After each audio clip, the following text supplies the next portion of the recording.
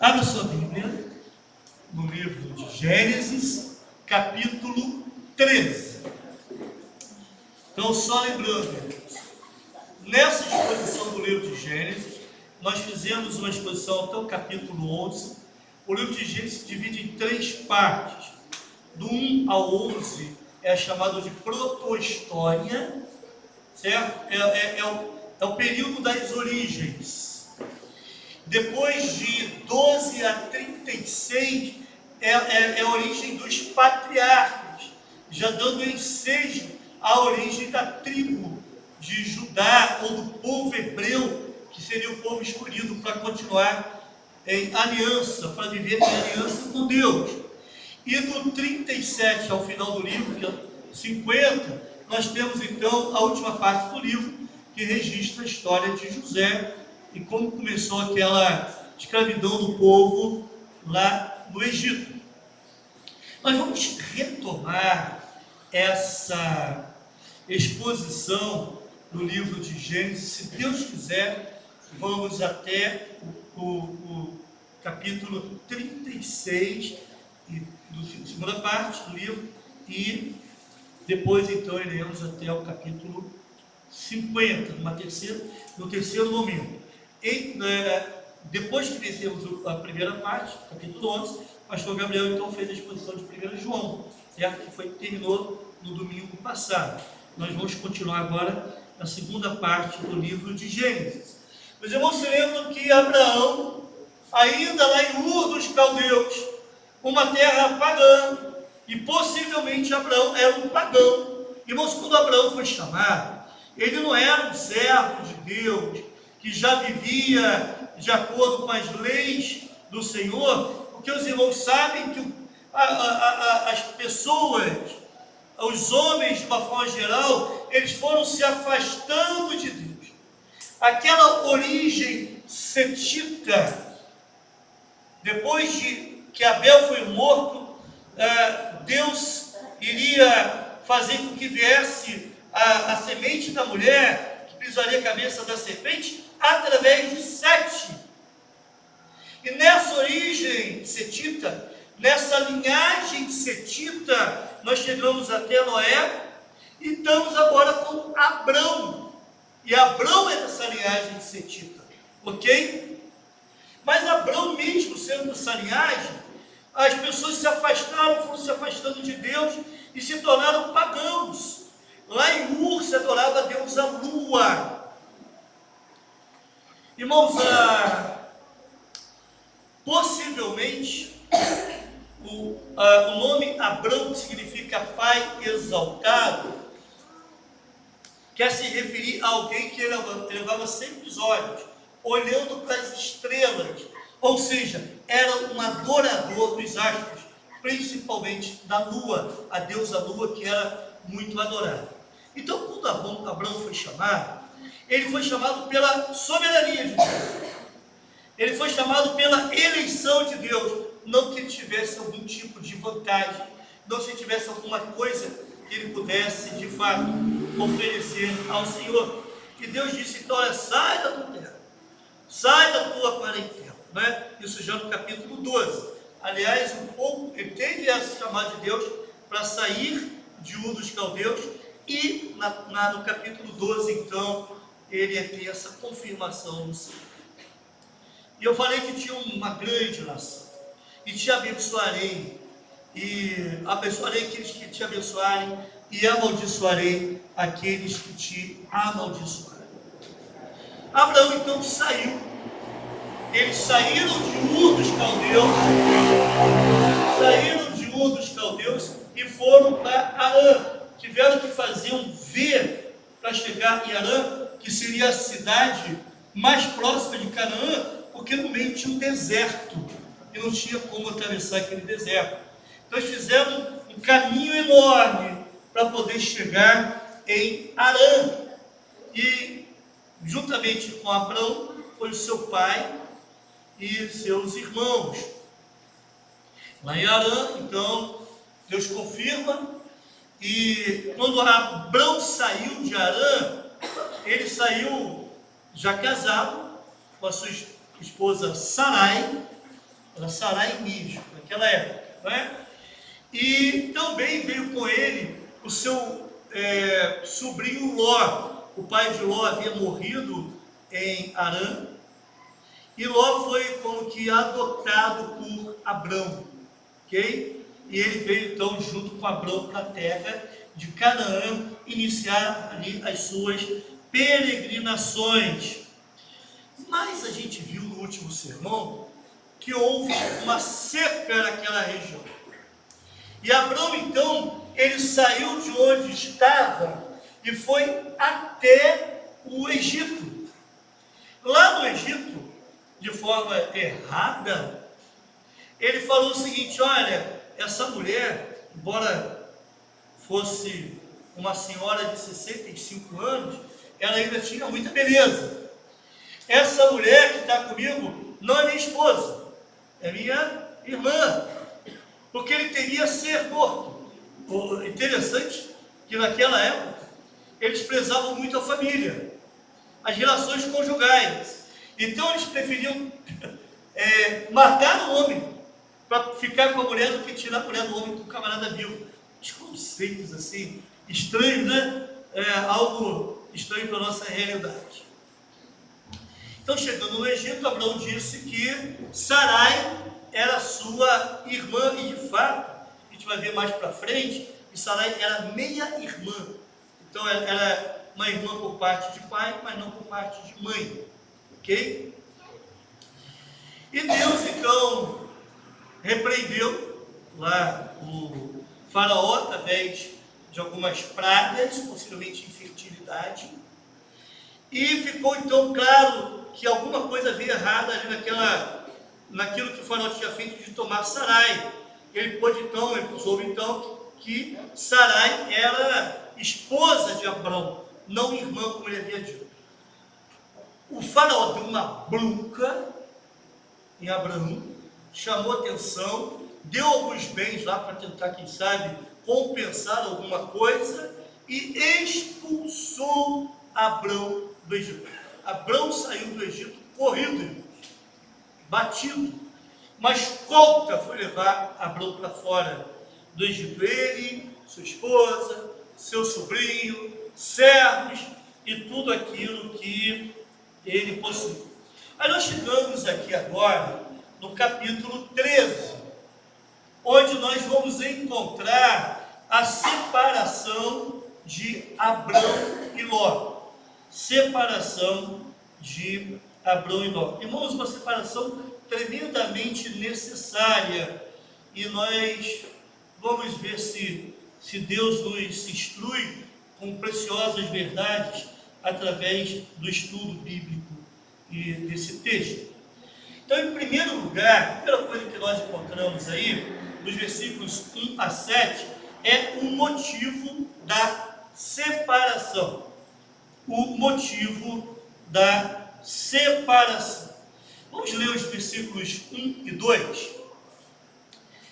Saiu, pois, Abrão do Egito e foi para o Neguebe com sua mulher e com tudo que possuía, e Ló foi com ele. Abrão tinha enriquecido muito, tanto em gado como em prata e ouro. Irmãos, Abrão começou a fazer o caminho inverso. Ele, quando ele saiu de Harã para entrar em Canaã, ele entrou por Siquém, uma cidade chamada Siquém. Ele desceu um pouco mais, foi para Betel e Ai, e depois ele foi lá para o Egito, atravessou o Neguebe, que é um deserto, e foi para o Egito. Chegando no Egito, aconteceu esse fato que eu mencionei ainda há pouco, e agora no seu retorno, ele faz o caminho inverso. Ele sai do Egito, vai para o Neguebe e retorna lá para Betel e Ai, aquela região. Então Abrão começou a fazer o caminho inverso. Saiu com tudo que tinha do Egito. Deus fez com que Abrão prosperasse e recebesse bens, inclusive lá no Egito, mesmo agindo de forma errada, conforme nós vimos, irmãos, Quem sabe aqui Deus esteja querendo ensinar a Abrão e também aqueles homens e mulheres hebreus que estavam acampados ali na campina de Moabe, prestes a entrar na terra prometida, eles estivessem já querendo ensinar aqueles homens que é Deus que abençoa a quem quer abençoar. Deus abençoa a quem Ele quer abençoar. Não é algo que você faça para Deus que te torna merecedor das bênçãos do Senhor. Aquilo que você recebe de Deus, irmãos, é pura graça. É Deus quem dá. Por que Ele dá? Porque Ele quer dar. Não existe lógica humana que explique muitas vezes essa bênção do Senhor em nossas vidas. E os hebreus precisavam aprender nisso. Porque na realidade, irmãos, aquele povo em que eles iriam viver era um povo extremamente idólatra. E a idolatria é uma prática tão estranha, porque o que o idólatra faz? Ele adora ao seu Deus esperando receber alguma coisa em troca. Isso é que o adorador pagão faz. Ele vai acender vela, vai fazer oferendas, vai fazer uma coisa, vai fazer outra, para receber alguma coisa em troca. E Deus está dizendo assim: não sejam como esse povo. Eu abençoo a quem eu quero abençoar. Então a minha adoração não pode estar motivada por algo que eu vou receber de Deus, porque isso é adorar a Deus como um idólatra, como um pagão. O pagão faz isso. O povo de Deus não faz isso de forma alguma. Nos versículos 3 e 4, nós encontramos o seguinte: ele partiu do Negueb em direção a Betel, indo de um lugar a outro, ou seja, vinha, armava sua tenda, depois ficava um tempo, armava outra tenda em outro lugar, e assim iria montando acampamento, até chegar a Betel, até que chegou ao lugar entre Betel e Ai, onde já havia armado o acampamento anteriormente, e onde pela primeira vez tinha construído um altar. Ali Abrão invocou o nome do Senhor. Irmãos, Abrão voltou ao lugar onde havia construído um altar.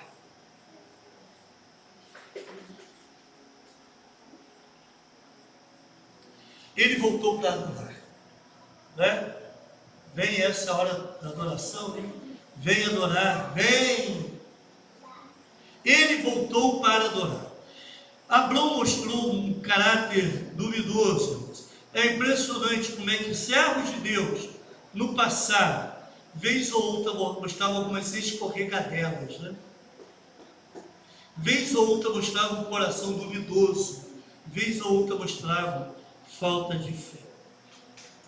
Abrão havia passado por aquela experiência no Egito, mostrado ali um certo egoísmo.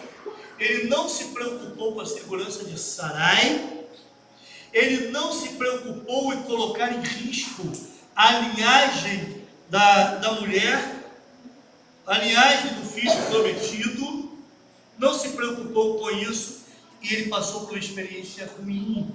Ali no Egito, Abrão mostrou que precisava ser tratado por Deus. Sabe o que aconteceu? Quando ele saiu do Egito, ele voltou para onde, irmão? Lá para Betel, onde ele havia construído um altar. Porque Abrão, ele tinha essa característica. Irmãos, Betel era um lugar muito especial para Abrão. Betel significa casa de Deus. A palavra Betel significa justamente isso, casa de Deus. Betel era um lugar de encontro com Deus. Ali em Betel, Abrão, ele pôde, porque ele precisava disso, ter restaurada a sua comunhão Ali em Betel, naquela casa de adoração, Abraão pôde retomar a visão dos propósitos de Deus para a sua vida, ali naquela casa de adoração.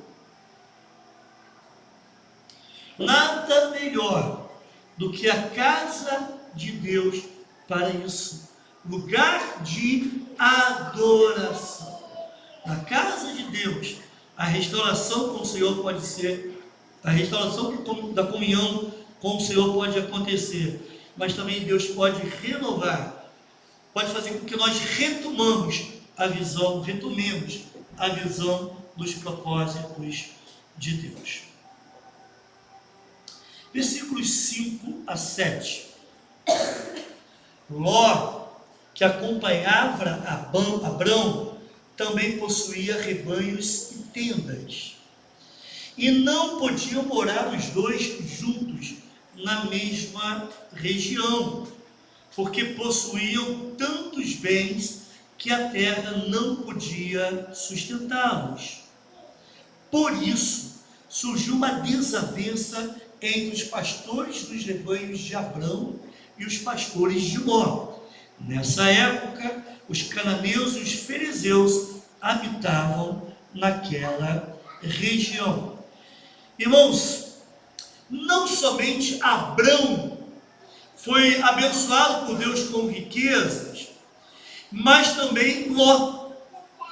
Inclusive, quando saíram do Egito, Ló, de alguma forma, tudo indica que ele também recebeu, talvez de negociações, talvez de alguns acordos, ele também foi abençoado com a riqueza.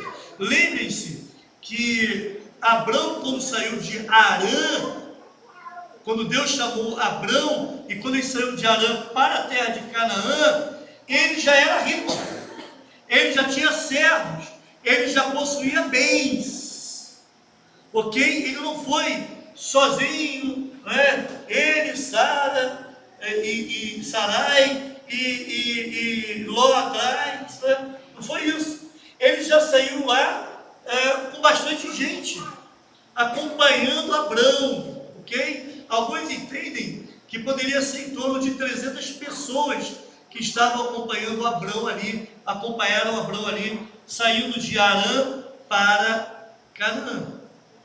Mas agora, depois que ele passou lá pelo Egito, ele teve as suas riquezas aumentadas, e ele era um homem muito rico. O que é um homem muito rico? A medida da riqueza, naqueles tempos bíblicos, a arqueologia nos ensina isso, não era por posses de terra. Mas, por exemplo, naquela época, uma pessoa, para ser considerada rica, ela precisava ter entre 100 e 200 tendas, precisava ter entre 60 e 100 camelos e 1000 cabeças de gado. Isso para ser considerada rica. Gado é bois, ovelhas, cabras, não é bode. Certo? Para ser considerada rica. Abrão, ele se tornou muito rico, acima desse parâmetro que era usado para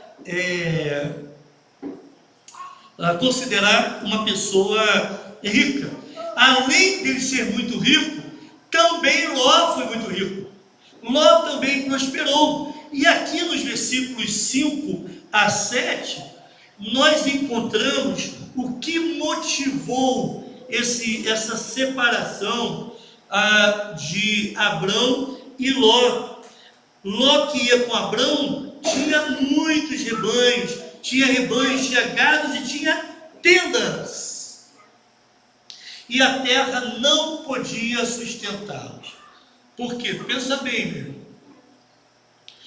Com aquela quantidade de pessoas, aquela quantidade de animais, precisaria haver muito pasto, precisaria haver muita água, e não poucas vezes aquela região ela passava por períodos de seca.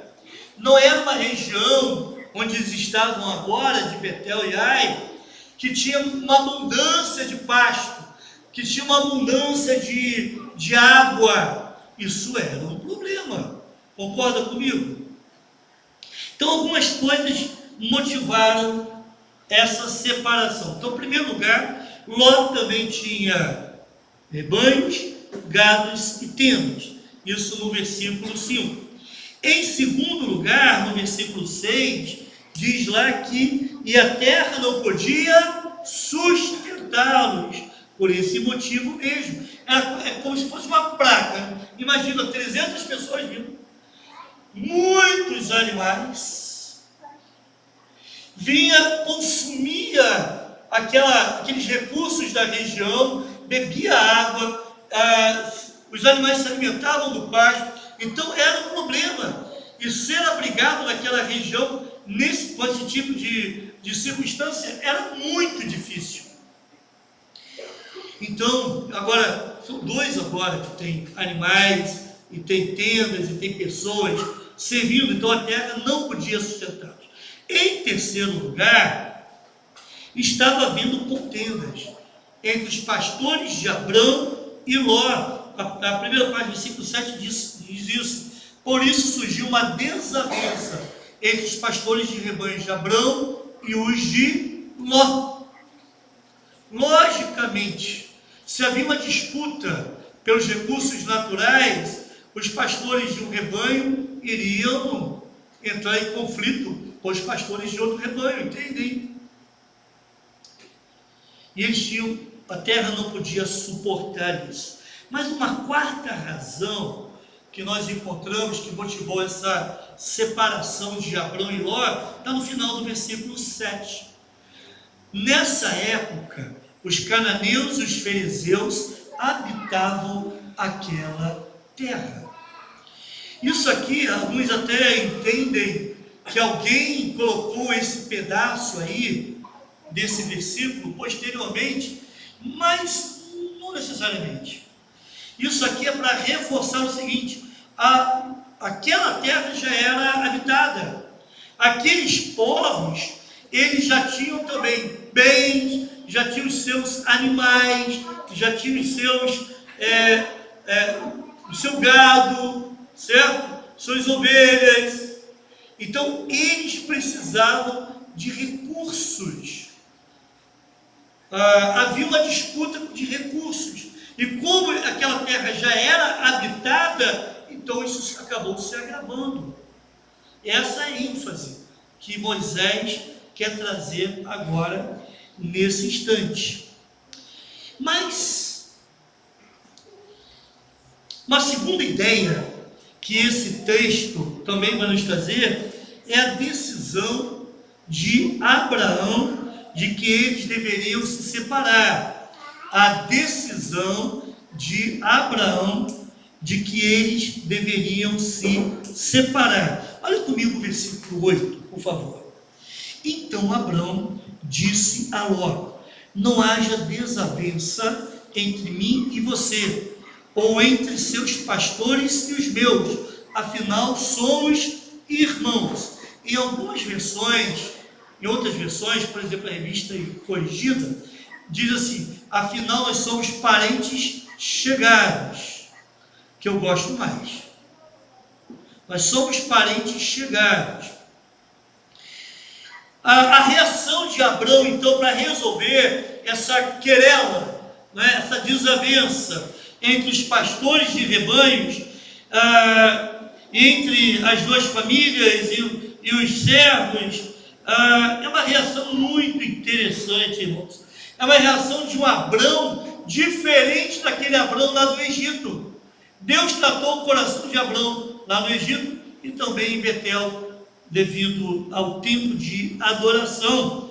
É um Abrão cuja postura não era mais egocêntrica. Ele deu o direito a Ló, e nós vamos ver isso mais confirmado à frente, de escolher. Irmãos, tem comigo também o versículo 9, que isso vai ficar um pouco mais claro. Aí está a terra inteira diante de vocês, ou diante de você. Vamos separar-nos. Se você for para a esquerda, eu irei para a direita. Se você for para a direita, eu irei para a esquerda. Essa foi a proposta de Abrão para o seu sobrinho Ló. Aquele homem egoísta, aquele homem egocêntrico, aquele homem que só pensou na sua própria segurança e no seu próprio bem-estar, ficou lá no Egito. Naquele tempo de adoração em Betel, Deus restaurou o coração de Abrão, mudou Abrão. Irmãos, olha a importância da adoração. Deus usa circunstâncias, ok, acontecido lá no Egito, mas também Deus usa o tempo de adoração, o tempo de culto que prestamos a Ele, para trabalhar algumas coisas em nossas vidas. Eu entendo, irmãos, que ali, nessas situações todas, havia houve uma ação de Deus para preservar a história da redenção. Por favor, esse é o fio condutor da Bíblia. Desde Gênesis 3, Deus está conduzindo a história para que o filho o filho da mulher viesse e fosse o redentor da humanidade. E Deus está trabalhando nesse momento para preservar essa linhagem da semente da mulher. Porque se nós observarmos e pensarmos um pouco mais, nós vamos ver que isso estava em risco. Em primeiro lugar, pode ser, e os irmãos se lembram que Sarai, ela era estéril, pode ser que como Ló foi adotado, eles poderiam desistir de terem filhos, simplesmente. Ela era estéril mesmo, então vamos ter filhos então. Só que a promessa de Deus é que de Abraão nasceria um descendente, a descendência de Abraão seria abençoada, e Ló não era descendente de Abraão, entende isso? Então isso poderia provocar um certo comodismo em Abraão e Sara, e não esperarem que a promessa de Deus se cumprisse através de Sarai, dando-lhe um filho. Em segundo lugar, se os irmãos se lembram bem, em Gênesis capítulo 12, versículos 1 a 3, quando Deus chama Abrão, Deus disse assim: sai da tua terra e da tua parentela. Mas Ló não era sobrinho de Abrão? Será que Abrão cumpriu toda a orientação de Deus? Quando Abrão trouxe Ló, ele de fato deixou a sua parentela? De forma alguma.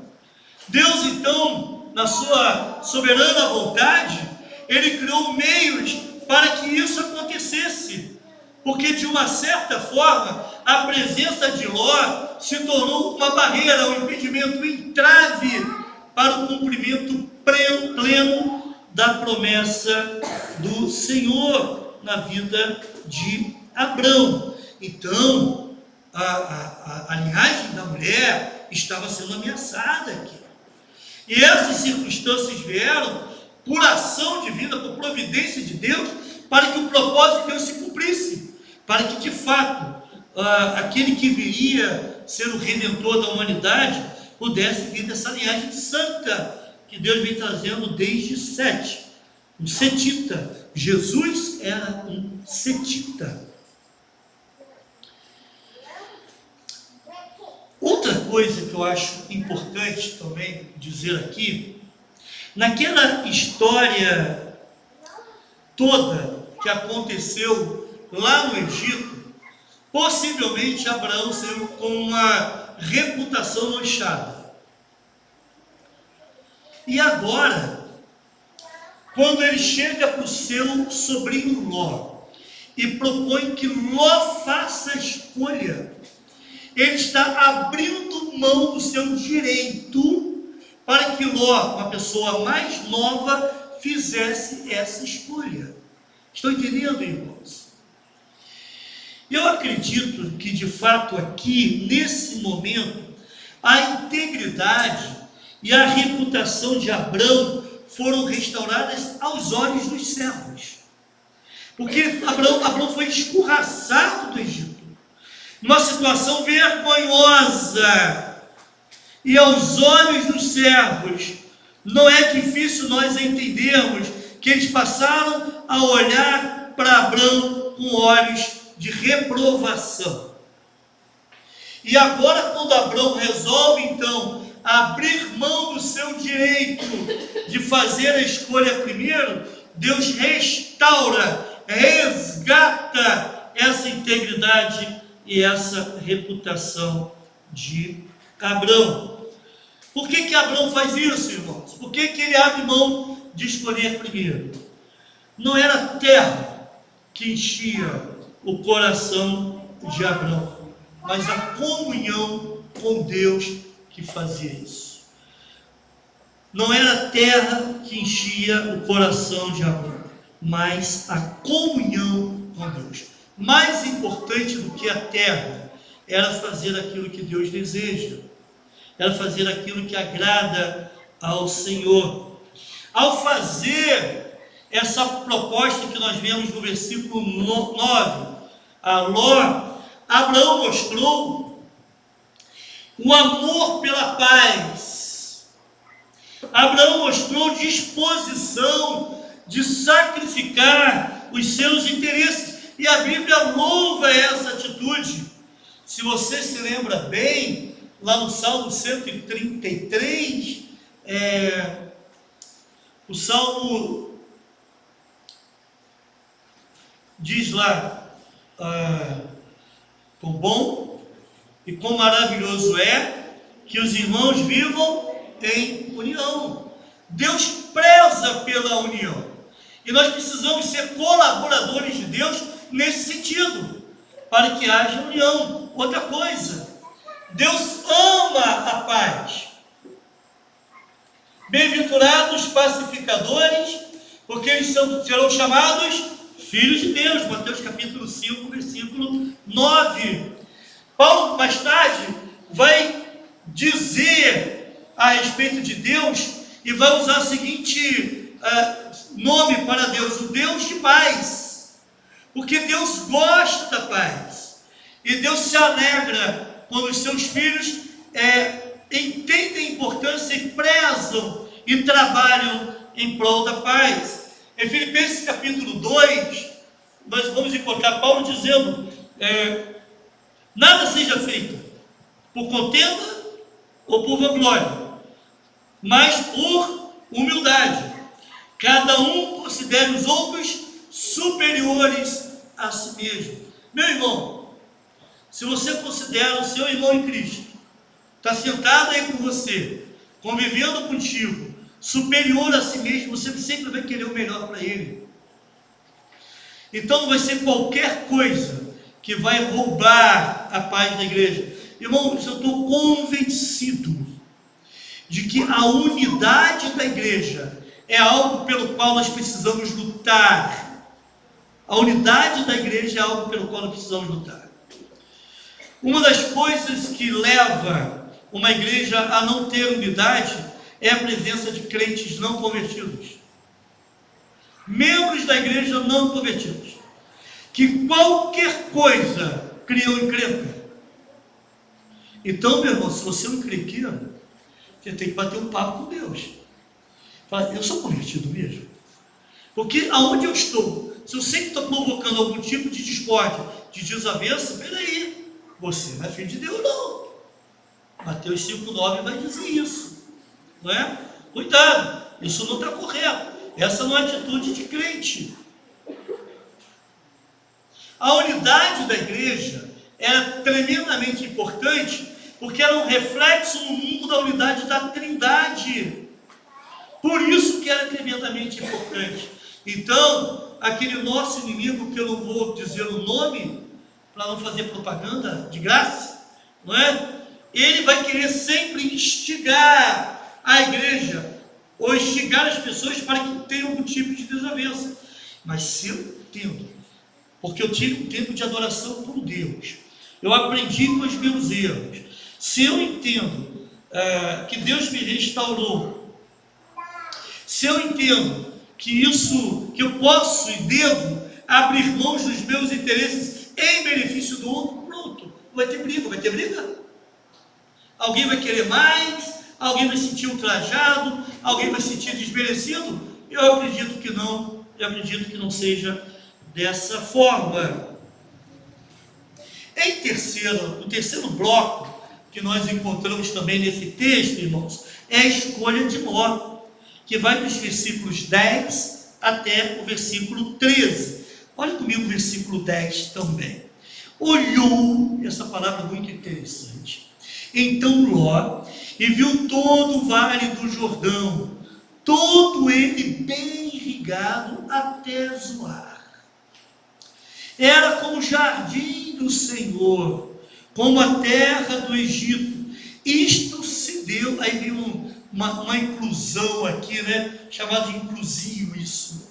Isto se deu antes do Senhor destruir Sodoma e Gomorra. Irmãos, quando Moisés escreveu esse texto que nós estamos lendo agora, isso foi 700 anos após Abrão vir ao Egito. Abrão vir a Canaã. 700 anos depois que Moisés escreveu esse texto que nós sabemos que aconteceu anteriormente.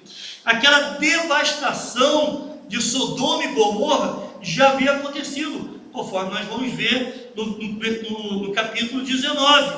Não havia qualquer evidência de toda essa riqueza, de toda essa beleza, de toda a plantação que tinha, agricultura, não tinha mais nada. Era uma terra destruída e destruída até os dias de hoje, aquela região. Então esse versículo, de uma certa forma, ele revela o coração de Ló. Então olhou Ló. Onde que eles estavam? Se vocês se lembram do texto, eles estavam entre Betel e Ai.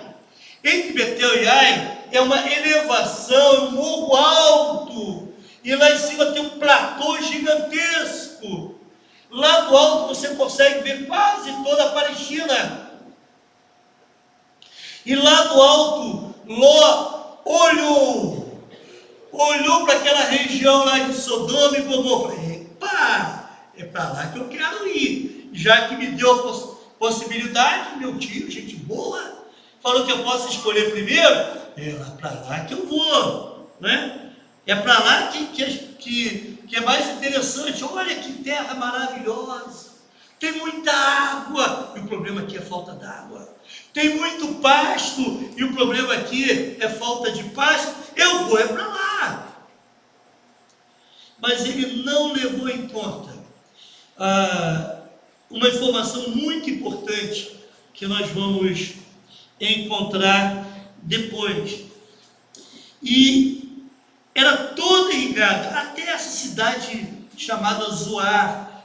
Esse nome significa pequeno. Era uma pequena cidade lá na extremidade, lá no finalzinho do Mar Morto. É um lugar pequeno na realidade. Irmãos, os olhos de Ló se encheram de cobiça.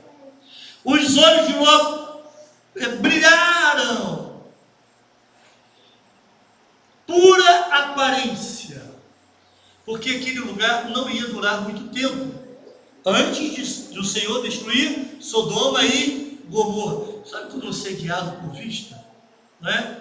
Sabe aquelas coisas assim?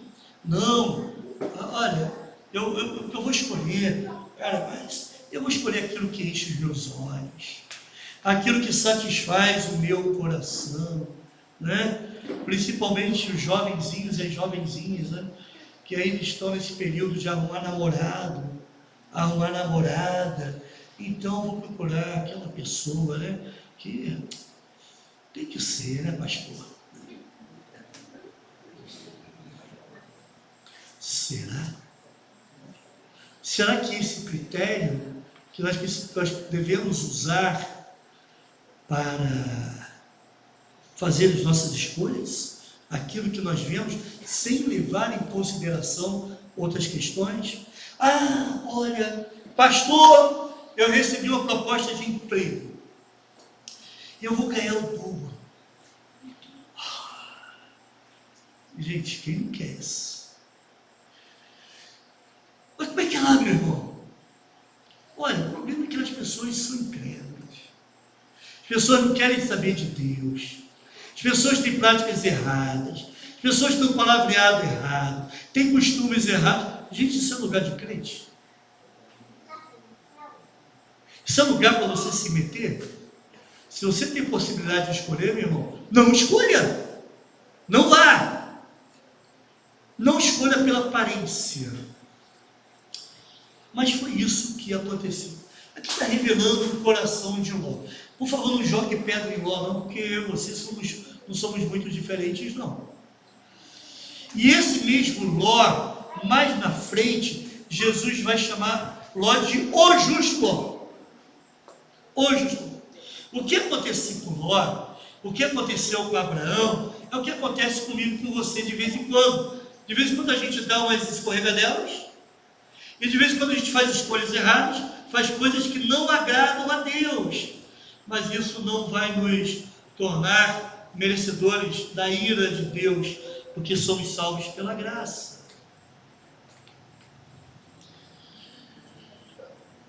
Este texto revela um desejo também, irmãos, de voltar ao Éden. Olha só a sutileza aqui. Observe bem. Era como o jardim do Senhor. Qual é esse jardim do Senhor, irmãos? Que jardim é esse? Pode falar. Jardim do Éden. Irmãos, desde cedo, no coração dos homens, há o desejo de voltar ao jardim do Éden. Só que os homens querem voltar ao jardim do Éden usando os seus próprios recursos. Para isso, eles investem tempo. Eles querem voltar através de tentativas humanas. Eles querem voltar àquele tipo de comunhão com Deus. Mas eles querem fazer de forma errada. Por isso tem muita idolatria. Por isso tem muito legalismo. Querem voltar através de sacrifícios, de boas obras e outras coisas mais.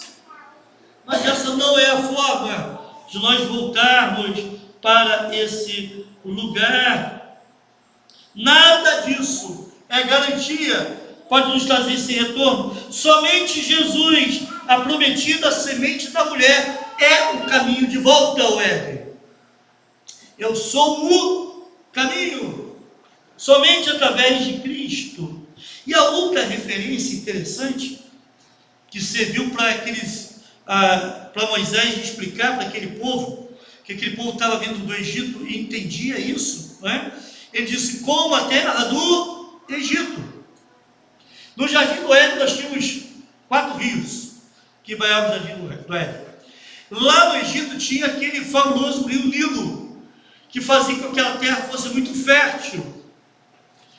Mas, de uma certa forma, Moisés está apontando aqui esse desejo contínuo que aquele povo hebreu demonstrou durante aquela caminhada no deserto, de voltar ao Egito. Queremos voltar para o Egito. Não estamos satisfeitos com Deus. Não quero voltar para o Egito. Isso me lembra algumas pessoas que às vezes se convertem e se arrependem depois. Era tão bom. Eu podia fazer as coisas, podia ter algumas práticas, podia fazer isso, fazer aquilo. Desejo de voltar ao Egito. Foi algo muito marcante na história desse povo. Mas houve uma escolha excelente. Olha comigo versículos 11 e 12. Ló escolheu todo o vale do Jordão e partiu em direção ao leste. Assim, os dois se separaram. 12. Abrão ficou na terra de Canaã, mas Ló mudou seu acampamento para um lugar próximo a Sodoma, entre as cidades do vale. Então, naquela região já existiam cidades. O versículo 13 ainda vai trazer uma informação importante. Pode colocar, por favor. Ora, os homens de Sodoma eram extremamente perversos e pecadores contra o Senhor. Ló olhou para as campinas, Ló olhou para aquela região, mas ele não se preocupou em olhar para aqueles habitantes daquela cidade. O texto bíblico vai dizer que eles eram extremamente perversos, eles eram maus, pecadores. Foi uma escolha excelente de Ló, dentro da perspectiva da lógica humana, mas espiritualmente desastrosa, porque Ló acabou se envolvendo com a iniquidade de Sodoma. Se você anda no meio de pecadores, cedo ou tarde você vai ser contaminado. Temos que ter muito cuidado com isso. Meu querido irmão em Cristo, o seu melhor amigo tem que ser alguém da igreja, não alguém do mundo. Meu querido irmão em Cristo, não queira ter amizades profundas com pessoas fora da igreja, porque de alguma forma você vai ser contaminado pelo pecado dessas pessoas, e Ló não levou isso em conta, meu irmão. Isso é um perigo. Me lembro que eu estava no período da faculdade, e uma irmã bendita, querendo defender a tese de que não tinha problema ela ir para aquelas festas que aqueles universitários lá faziam. E a gente sabe o que acontece. Falei, minha irmã, não é assim não. Não pode ser dessa forma. Bom, nunca foi firme na igreja, nem sei mais se ela está frequentando alguma igreja, pelo que eu saiba não. Simples. Se você passar a conviver muito com pecadores, pessoas pervertidas, você começa a agir como uma. Não subestime a influência dessas pessoas sobre você. Sim, irmão. Estou entendendo, irmãos? Amém até aqui? Amém? Não subestime isso. As decisões de Ló o colocaram numa proximidade perigosa com aquelas cidades.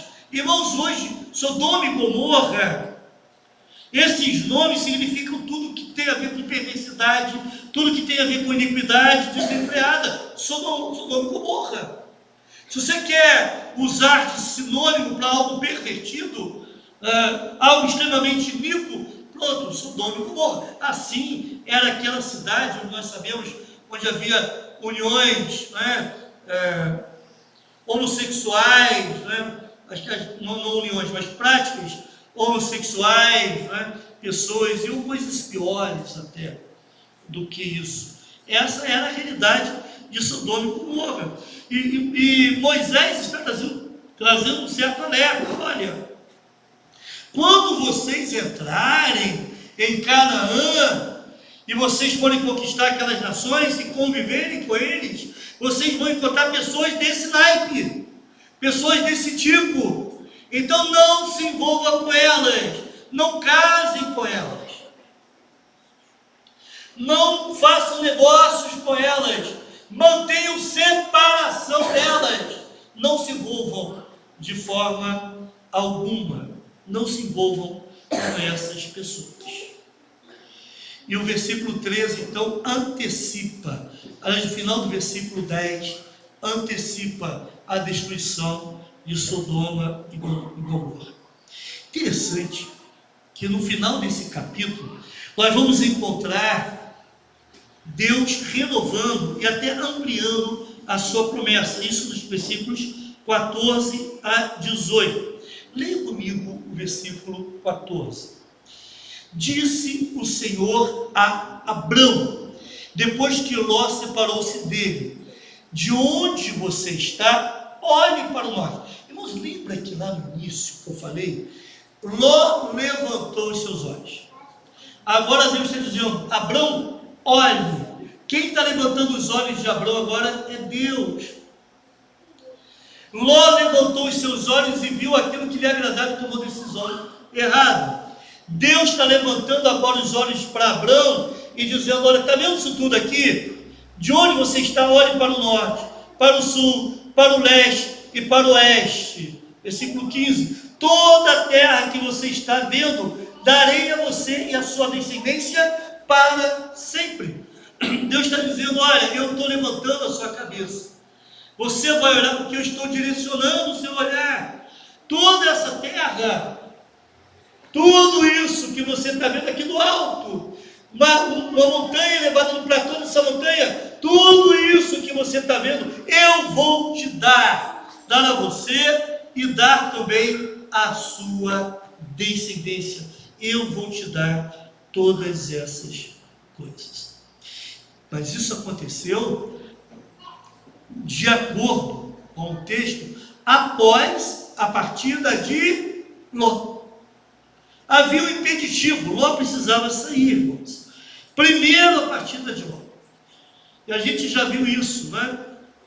A presença de Ló estava colocando em risco a linhagem da mulher, a linhagem bendita, e estava interferindo nos planos de Deus. E Deus resolveu então, Deus disse, né, que daria toda aquela terra aos descendentes de Abraão. Versículo 16: tornarei a sua descendência tão numerosa como o pó da terra. Se for possível contar o pó da terra, também se poderá contar a sua descendência. É possível contar o pó da terra? Isso é uma figura de linguagem chamada hipérbole. A hipérbole é utilizada, é uma figura de linguagem que remete ao exagero. É um exagero para mostrar que, como é impossível contar o pó da terra, é impossível contar aqueles que seriam descendência de Abraão. Aí eu fiquei lendo esse texto e me vi pensando o seguinte: espera aí, embora tivessem milhões, pelo menos mais de 1 milhão de pessoas ali acampados na campina de Moabe com Moisés, ainda é possível contar, concorda? Que pó da terra é esse? Que milhões e milhões seriam esses? Então Deus não está aqui se referindo somente aos descendentes físicos, sanguíneos de Abraão. Deus está se referindo aqui a todos aqueles que se tornariam descendentes de Abraão pela fé em Cristo. Fala comigo em Gálatas capítulo 3, versículos 6 a 9. Gálatas capítulo 3, versículos 6 a 9. O texto fala assim: considerem o exemplo de Abraão. Ele creu em Deus, e isso lhe foi acreditado como justiça. Estejam certos, portanto, de que os que são da fé é que são filhos de Abraão. Prevendo a Escritura que Deus justificaria os gentios pela fé, anunciou primeiro as boas novas a Abraão: por meio de você, todas as nações serão abençoadas. Assim, os que são da fé são abençoados com Abraão, homem de fé. Irmãos, nós somos descendentes de Abraão pela fé. Eu gosto muito dessa expressão. O Israel de Deus é a igreja. Alguns entendem que essa promessa da conquista da terra nunca aconteceu, e que isso vai acontecer no futuro milênio. Mas isso é assunto para o Apocalipse, que nós vamos estudar depois de Gênesis. Mas, irmão, preste atenção, por favor. Se você ler o livro de Josué, você vai chegar no final do livro, e o livro vai dizer o seguinte: toda aquela terra foi conquistada por Josué. E ele depois então fez a divisão da terra. Sim, mais para frente vai dizer que aquele povo hebreu e judeu, eles eram como o pó da terra, ou como as estrelas do céu. Estão entendendo, irmãos? Está se referindo somente aos hebreus? Está se referindo a todos aqueles que pela fé se tornariam, participariam da linhagem de Abraão. Todos nós somos o Israel de Deus na face da terra, nós que somos os gentios. Versículo 17: percorra esta terra de alto a baixo, de um lado a outro, porque eu a darei a você. Percorrer a terra e a arqueologia nos mostra isso. Percorrer a terra era um ato simbólico de posse. Por exemplo, quando um novo faraó ele assumia o trono, a primeira coisa que ele fazia era andar em torno da cidade pelos muros da cidade, em torno da cidade pelos muros. Isso dava a ideia de posse. É isso que Deus está falando com Abraão aqui. Percorra a terra, ou seja, tome posse, porque eu estou te dando, não porque você está declarando, mas eu estou te dando essa terra em posse. Se você se lembra bem, na história desse povo de Deus também em Josué, antes deles conquistarem a cidade de Jericó, eles percorreram em torno da cidade, andaram em volta da cidade quantas vezes? Alguém se lembra? 7 vezes. Isso porque significava posse. Significava posse. Não é para você, eu quero comprar um terreno, eu vou andar em volta daquele terreninho lá, e vou dar umas voltas naquele terreno. Esse aqui é meu, né? Tomo posse disso aqui em nome de Jesus. Vai tomar uma multa, vai ser preso. Vou botar minha cerquinha lá. Não é isso, não. Isso é uma realidade de promessa de Deus com Abraão. E a gente quer pegar algumas promessas que são muito específicas e trazer para o contexto diário. Não faça isso. Isso é um erro absurdo. Isso é uma promessa de Deus para Abraão. Deus disse para Abraão fazer isso, não você, tá? Dentro dos propósitos de Deus na vida de Abraão. Irmãos, depois que Abraão esteve com Deus em adoração, agora ele podia retomar a sua caminhada. Ele estava pronto para continuar a sua jornada, mas ele precisava vencer algumas coisas, né? Precisava ser restaurado por Deus, na sua comunhão com Ele. Precisava estar desimpedido de algumas coisas que estavam dificultando a realização das promessas de Deus na vida dele. E assim ele pôde então retomar a sua caminhada. E o versículo 18 então vai encerrar dizendo o seguinte: então Abraão mudou seu acampamento e passou a viver próximo aos carvalhos de Mamre, em Hebrom. Também a arqueologia, ela vai nos dizer que Hebrom era a capital de uma poderosa nação cananita, tá? A arqueologia vai dizer isso, a arqueologia confirmando ou dando luz, trazendo luz àquilo que a Bíblia diz. Então Abraão mudou seu acampamento e passou a viver próximo aos carvalhais de Mamre, em Hebrom, onde, o que ele fez, irmãos? O que ele fez quando chegou em Hebrom? Onde ele construiu um altar. Abraão era um adorador. Isso fazia parte da sua identidade. Aonde ele chegava, ele fazia um altar. Mais para frente a gente vai ver que Abraão também era um profeta. Ou seja, Abraão, ele adorava Deus, mas ele também ensinava o povo a respeito das coisas de Deus. Ele não somente era um líder de um clã, mas ele também era um líder espiritual daquele povo em que ele estava à frente. Naquele lugar, lá nos carvalhais de Mamre, mais tarde, Sara foi enterrada. Isaac e Rebeca foram sepultados. Jacó e Lia foram sepultados. E também Abraão pôde descansar das suas peregrinações lá no canto dos carvalhais de Mamre, Manre era um amorreu que ele entrou num certo acordo com Abrão, eles tinham uma boa convivência. Eram plantações de carvalho, né? Os carvalhos de Manre eram plantações de carvalho que tinha ali. E Abrão então pôde viver ali um tempo, ter um tempo de refrigério. Irmãos, algumas aplicações e implicações eu já vou encerrar. Primeira, vez ou outra, o crente pode perder o rumo na sua caminhada, como aconteceu com Abrão.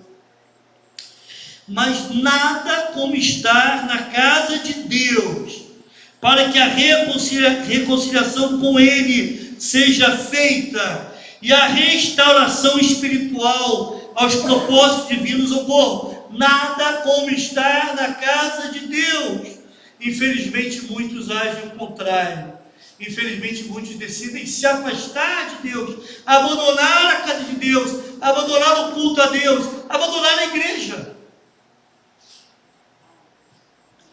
O abandono da casa do Senhor tem como resultado falta de direção, falta de comunhão com Deus, leva a pessoa a se tornar incrédula, e a pessoa perde o propósito como filho de Deus. É isso que acontece quando há abandono da casa de Deus. O resultado disso na vida dessa pessoa é infelicidade, é falta de poder e também de coragem para testemunhar acerca de Jesus. Isso tudo. Então, meu querido irmão, se você está com alguma dificuldade na sua vida, quem sabe você está perdendo um pouco o rumo da sua caminhada, não abandone a casa do Senhor. Mantenha-se na casa de Deus, no lugar de adoração, e Deus vai fazer a devida obra de restauração. Em segundo lugar, do que o seu coração está cheio? O que enche os seus olhos de fato são os atrativos desse mundo, são as propostas de riquezas, são os prazeres e entretenimentos que têm tirado, irmãos, a percepção da realidade das pessoas. Então, devido a uma proposta de prazer, de entretenimento, de riquezas, eu abro mão de princípios e começo a tolerar a convivência. E eu não consigo entender, não consigo olhar e perceber a realidade do mal que é aquele lugar, o mal que é aquela proposta na minha vida. Nós estamos tomados, meu querido, por favor, preste atenção no que eu vou dizer aqui. Nós estamos tomados de pessoas egoístas, egocêntricas, pervertidas, imorais, longe de Deus, e devido aos nossos olhos estarem vidrados naquilo que nos interessa, nós não enxergamos isso. Entende? Essa sociedade que nós estamos vivendo.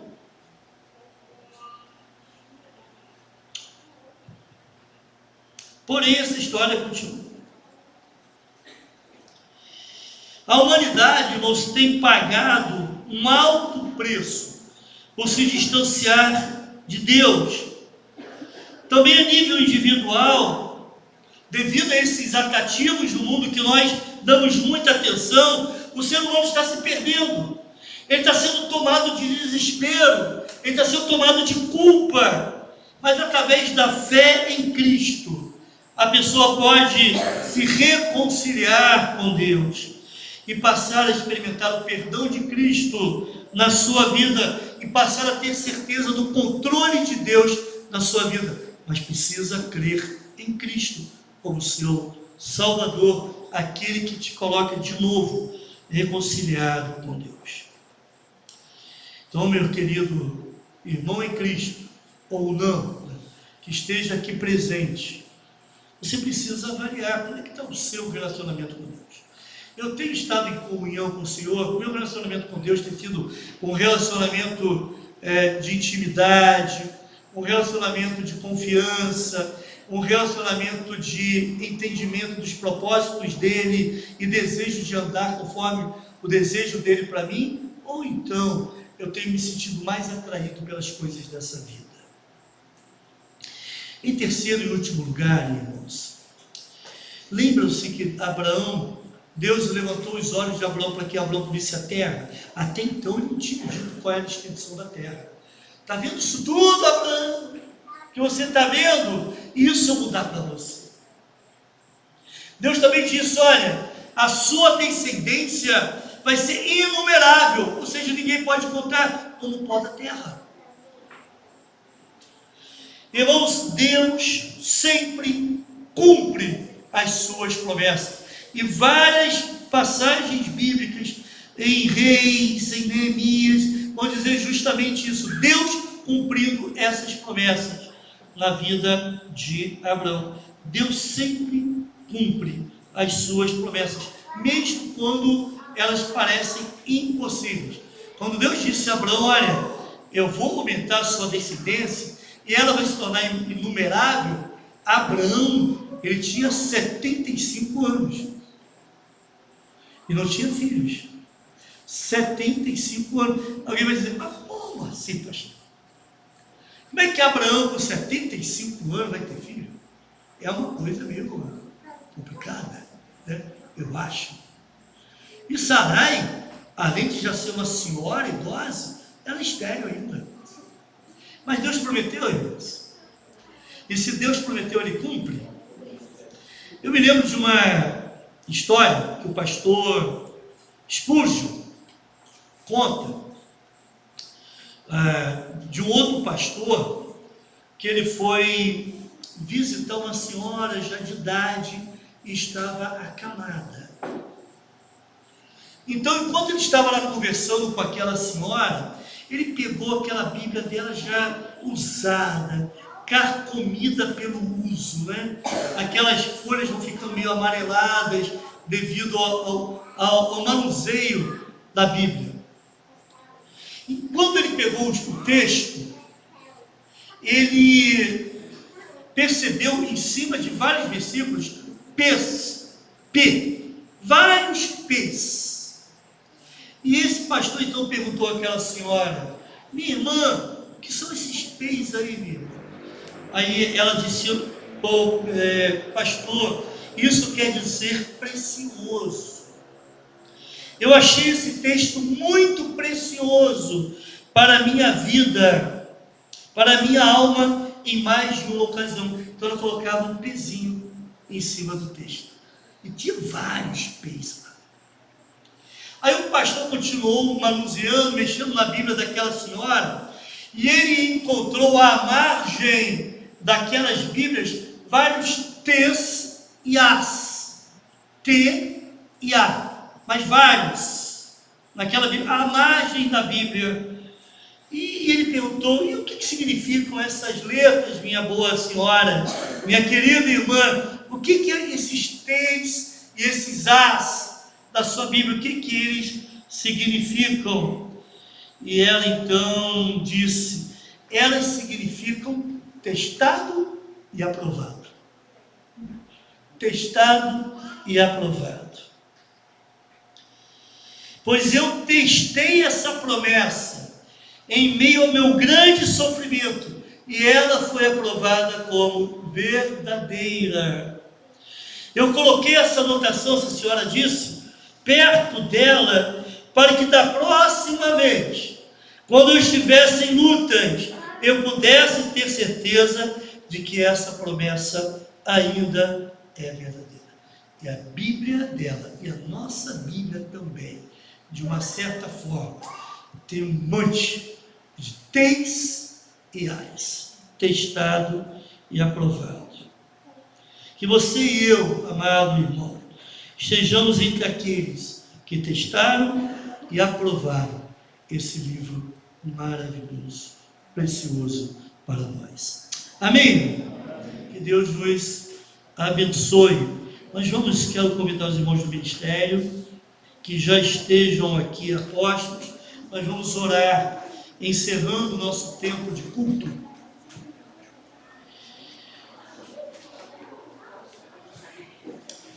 e logo em seguida nós vamos cantar. Vou orar também agradecendo a Deus pelos irmãos, pela vida dos irmãos que dedicaram os seus dízimos e as suas ofertas. Por gentileza, se coloque em pé e vamos orar. Obrigado, Senhor, por esse tempo que aqui tivemos. Obrigado pela Tua palavra. Ajuda-nos, ó Deus, a procedermos sempre de forma correta, a procurarmos a Tua presença, para quando nos sentirmos ameaçados, ou então percebermos que estamos nos desviando do caminho, procurar adoração a Ti, procurar um lugar de adoração para que retomemos a caminhada, retomemos o Teu propósito nas nossas vidas. Não nos deixe nos iludirmos com as coisas que esse mundo oferece e não percebendo os riscos que isso traz. Ó Deus, ajuda-nos, dá-nos discernimento na nossa caminhada, mas dá-nos também confiança, ó Pai, de que Tu cumpres todas as Tuas promessas. Tudo aquilo que nós encontramos na Tua palavra, ela vai acontecer.